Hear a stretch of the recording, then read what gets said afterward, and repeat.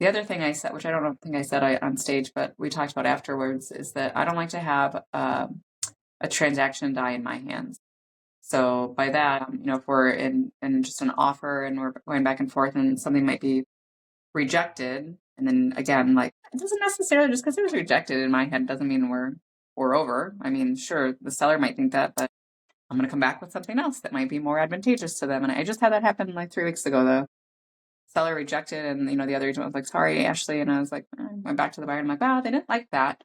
I wish they would have countered, but they didn't. So let's try to make it a little bit better." And lo and behold, we got an accepted offer. So I think that just trying to make sure that you keep on going, because at the end of the day, if we remember what everyone's trying to get there for, you just have to keep on peeling away the layers of the onion to get to what. Welcome to the Leading Lane podcast for real estate pros by real estate pros with your hosts, Ashley Frederick and Stephen Birch.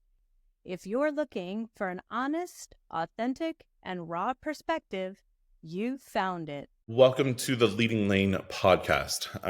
I'm excited for this episode because we have some great adventures that we just got back from. Before we really dive into the experience of going to New York City to Inman Connect and having Ashley on stage, I really want to talk about like what kind of led up to the invitation of you going to Inman, and what all happened there, so we can talk about like manifestation and putting into the universe and these positive thoughts, and then we can go into the experience. Are you good with that?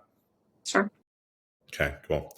I know you love the spotlight on this type of stuff. I love it.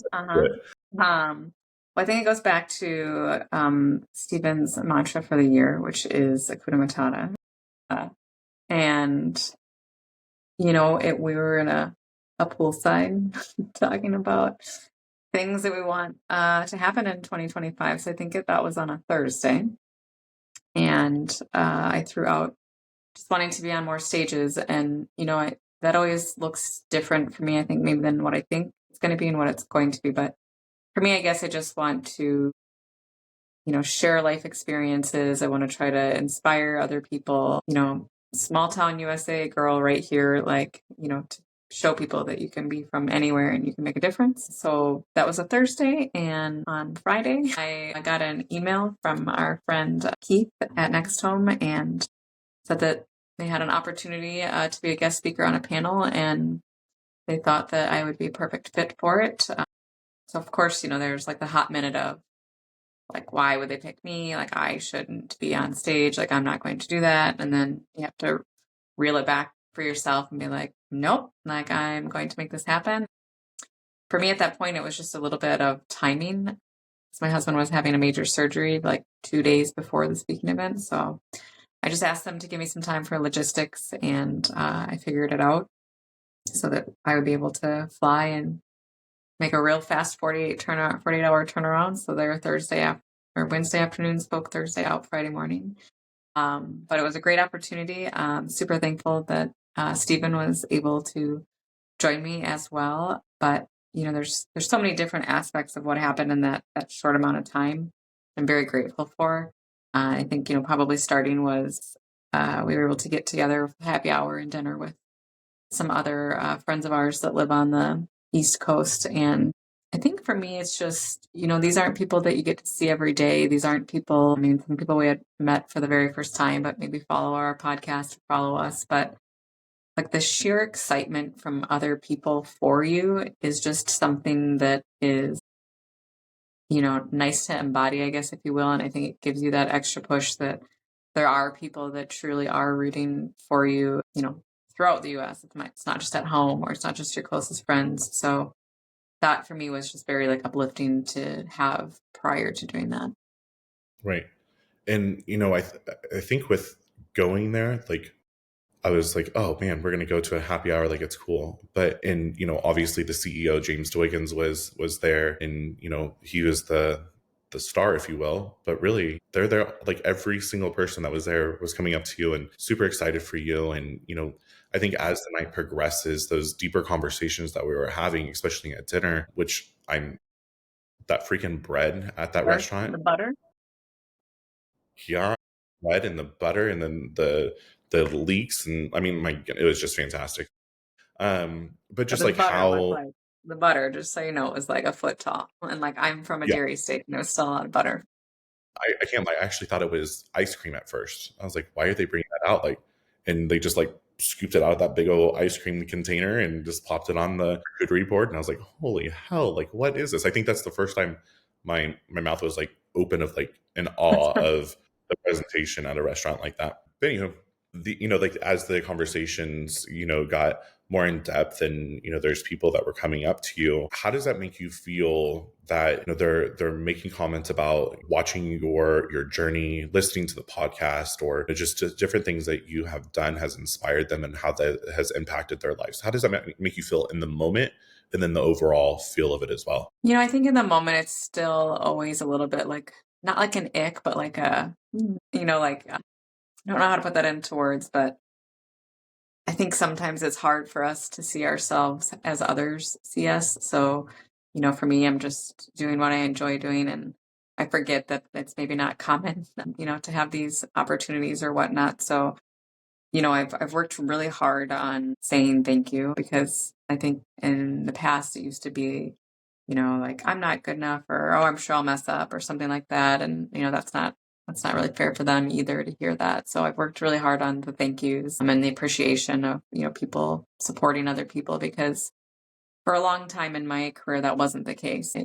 We still have issues today, people that come across and aren't happy for you and try to tear you down. And, it can get easy to fall into that trap unless you have those people that are excited for you and will tell you those things. So for me, I think I've realized that it is important to get out of the fishbowl. So, I mean, we had that conversation numerous times. So when you're standing at the top of Empire State Building and you're looking at like over like thousands of skyscrapers, right? I'm pretty sure that yours and my town could both each fit into their own skyscraper.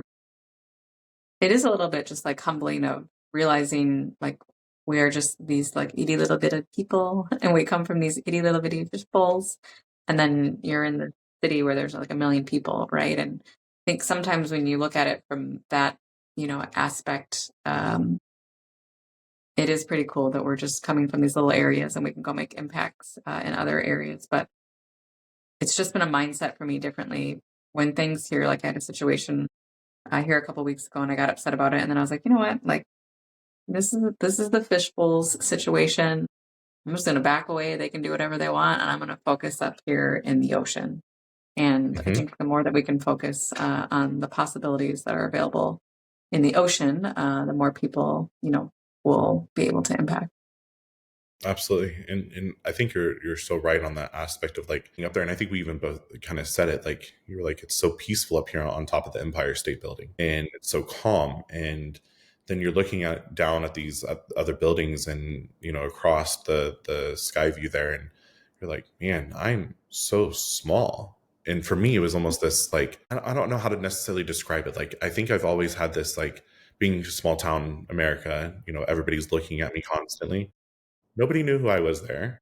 Nobody, like was necessarily, watching what we were doing or anything else. Like, and it was almost this like relief of I don't have to constantly be on this, on the stage or on the spotlight. And it was refreshing to be able to stand up there and say, man, if I'm able to do this from small town America, and this is how far we have come, imagine what's going to happen when we continue to do these different opportunities and take advantage of these things and open ourselves up to different stages. So it's very surreal, like standing on top of the Empire State Building, right? And looking at all of these buildings and all these people. And honestly, I think we said it looked really fake, but it was peaceful up there. And, for me, it was almost a relief because like we're no longer in small town America. We no longer have all of these judging eyes and daggers being thrown at us. Like people are passing every single day as far as, the hustle and bustle in the city. And side note, would never want to live there, and that's okay. But, Good. yeah, for sure. But it was so like a relief of, man, if we are able to impact people like we have so far, and we had, and this is my limitations, that I'm from small town America, so I can't have a wide reach of an impact. It's only on a local level, but that's not true. And I think it was very eye-opening for me, at least, of being able to say, we need to be, stepping outside that small fishbowl and getting into the ocean and taking on those different opportunities of, let it be going to different conferences, let it be getting on stages, physical stages, or just getting into different rooms of, yes, like-minded people. But it doesn't mean that you all have to have the same exact opinions about everything, but just making sure that you're with the people that are looking for that success and driving forward and cheering you on. So I think for me, it was just like a great experience sitting from the back, watching you have this experience of just realizing we are making an impact. We keep on putting more content out there, having more conversations, making ourselves available for more opportunities. And I think the more that we are continuing to put that out into the universe, it just seems that, just like from that time in the pool, we now are going to be open to more opportunities coming back to us because we are putting into the universe. I appreciate what you say about, doing new conferences. Like, I've never been to Inman. I don't think you have either. Um, and I think it's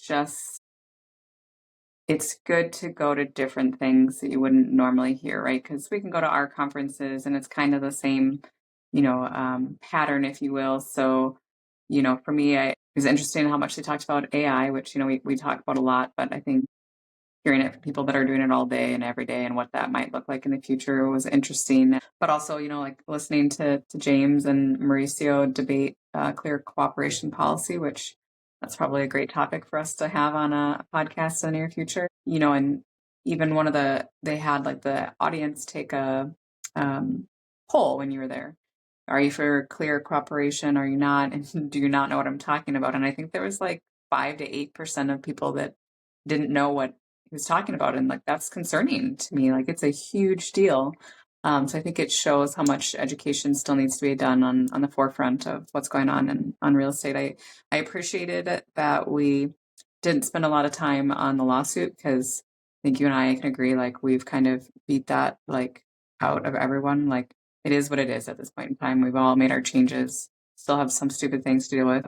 It's nice to focus on something a little bit different than that. But, everybody in general was so kind. And, my sister used to live in New York City, and you hear people that will say about how abrupt they are and whatnot. And I'll be honest, I felt safe the whole entire time. I thought that people were extremely kind. A shout out to Noble Black, who was the other panelist on ours. And, it was funny to just kind of reference, and this is also like where like, we're all doing real estate things, but we live such different lives. Like, I think I said our average sale price is like 225, which I think the most expensive house I've sold was like 1.2 million.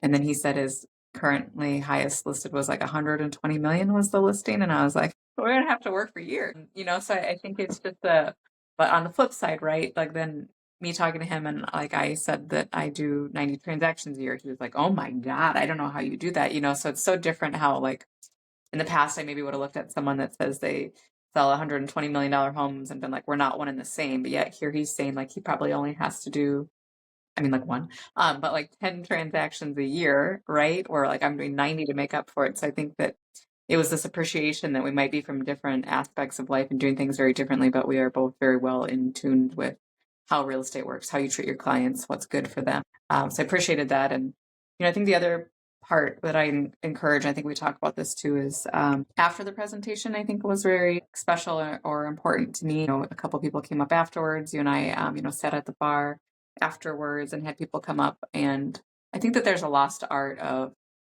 just saying good job to someone or asking them more information. So I think that was really nice for me, was that just random strangers came up and said, great job. And I think, as I talked about, like, it just makes it a little bit easier to do next time, or realize that the information that you are sharing is actually registering with people and giving people a way to think about things differently. And That's I will say that I also credited the podcast. We've been doing this for a year, and I think that for both you and I, it gives us confidence in speaking on the fly, because we literally hop on a call and we're like, what are we going to talk about today? And then we roll with it. And how much I think my speaking has improved, the ums, the likes, the spaces, shakiness, all of that, I felt, has gone away. We should have access to some of the replays, so we'll be excited to share that with everyone. But yeah, all around it was short, but it was great. Great conversations, throughout, and just reaffirming that what we're doing is the right thing. And I think you hit something that maybe needs to be unpacked a little bit more as far as you and what was the other gentleman's name on the panel with you? Noble. Noble. It doesn't matter the number of units or the amount of sales volume. And it doesn't matter where you live. This industry, and really in life in general, is about people. And if you treat people well and you have your boundaries and you're truly, leading from the heart and coming from a caring place, really that's where I think that a lot of people miss the understanding of how you grow a business, how you grow as an individual. When you have the commission breath and you're so focused on the transactional side of things and not there truly for the people to people, like you're not in it for the right reasons. So therefore, I think it's going to be way more difficult to actually grow. Let again, that be from an individual personal development or on a professional development business side transactional. So with that, like your guys' conversation, that your topic was getting to yes, right? Like in negotiations to get to yes. And I'm going to kind of talk out the other side of my mouth on this, because I think it is important when you go on stage and you're in front of people that you have these data points of references and making sure that you on the stage, next to somebody else or multiple people, it doesn't matter, but even to your audience, they understand where you are coming from. And again, it doesn't matter necessarily if it's the one transaction or the 90 or the 120 million or the 220,000. It's setting the stage for your audience and for the other panelists for a common ground of understanding that, hey, we're here, we're successful, but now let's unpack the truth of how to be able to get to yes.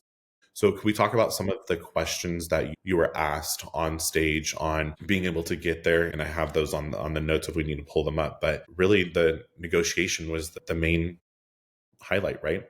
What were your high points that you guys talked about on stage in Inman? I think one of the biggest things is communication, right? I think that we forget how things can go awry so quickly when there is a break in communication. So it's really a matter of education and communication with our clients. So if we're giving them the right information, and I think I talked about setting expectations from the beginning, right? So having a solid buyer consult or seller consult, and this is what the process looks like. We might encounter this down the road. So when we do encounter those problems down the road, they're less likely to be a hiccup, because I already said this might come up down the road. And I think Noble made a good point of just, you have to be confident in your approach, because a seller or a buyer can sniff out someone very quickly that maybe isn't confident. And it comes with time, right? And maybe that's when you still need a mentor to help you through those things. But if you're not confident in what you're saying and what you're doing, the other person's going to pick up on it, very quickly. And I think that goes along with one of the things we talked about. I believe it said was like what's a mistake that agents make in negotiations. What's one of the biggest mistakes? And I said they become so defensive so quickly. I always try to remind agents, you gotta so I think we talked about that too. So one, you become defensive. The other piece of that is, I know a lot of these agents portray those feelings onto their clients. So they might call and be like, you're never going to believe what the buyer just asked for, and we need to get rid of that. And it could just be like, so, buyer came back with a couple of requests, nothing that we can't work through. Which one do you think is going to be handled better by the seller? So I think, you're supposed to be the calm, the professional one, right? So remembering that. But what I did say is, sometimes we all need to pause. And it might get heated and, whatnot. I think that it's a matter of being like, I think we should just take a break for a minute. I've had to do this with clients. I remember one was swearing at me and I was like, you know what? I'm just going to hang up right now. I'm not hanging up on you. I'm just telling you that we need to take a break. Right. I think it was like an hour later, he called apologizing. Right. But if we would have let that continue for hours, nothing would have got accomplished. But I also think, and I've done this before, especially when you're talking to another agent, and it's such a blank question that you'll catch them off guard, but it's like, are you okay? Because there's probably something else going on somewhere in their lives. I remember that happened with an agent. She was being very unkind on the call, and she can be, but I just remember being like, are you okay? Because this is not normal in here, right? Like I think her brother was going in for surgery for something, right? And so we forget that everyone's running their lives with their families and their children and these mishaps, and then all that comes into a transaction. And we got to remember to kind of keep that line like separated so we can all move towards the goal. And so one of the things too that I think that you really honed into, and I thought it was funny because the question was something to the effect of like, how do you know when it's time to call it quits? And to end it elegantly with your buyer or sellers in the transaction. So what was your answer to that question? Well, my first answer was I don't like to take no for an answer. So, um, right, and And it's He was the one that was up there, asking the questions, and he was like, "I know you do not know for an answer. We get it, right?" Like because he yeah, is from the you've personal had to deal level. with me.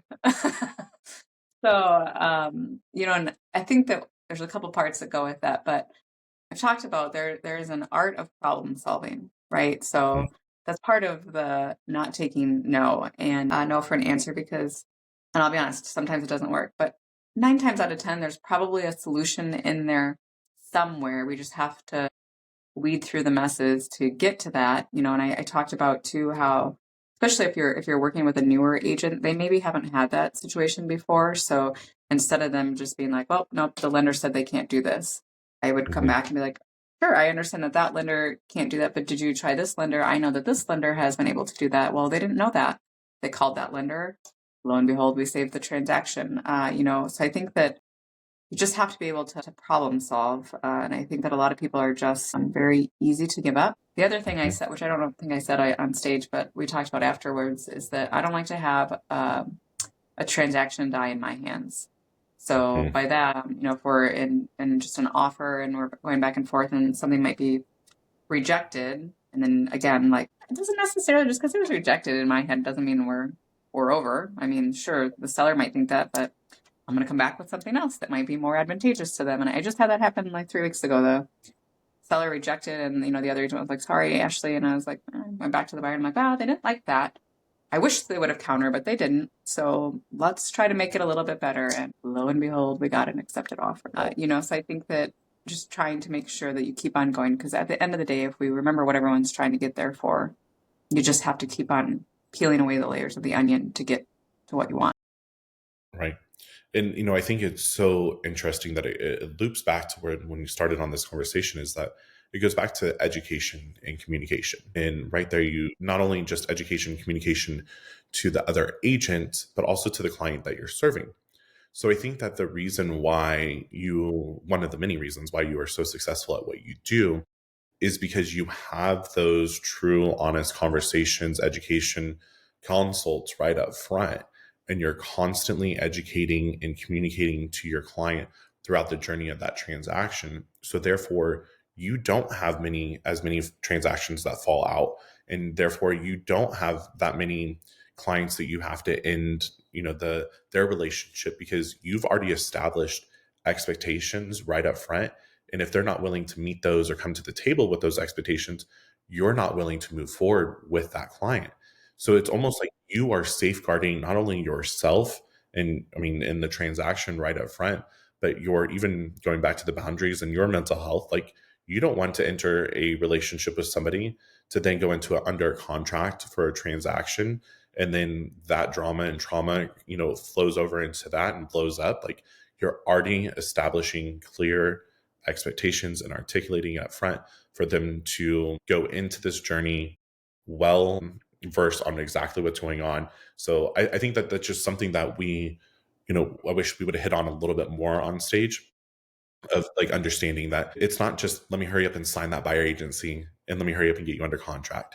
It's truly being there and being the advocate for them. And sometimes being the advocate for them, or you may not be the correct advocate for them because you guys are not aligning, and that's okay. So it's almost like you'd rather, and I don't want to say lose the transaction up front, but you're not signing anybody. So therefore, you're not losing anything. Does that make Well, and I think, sense?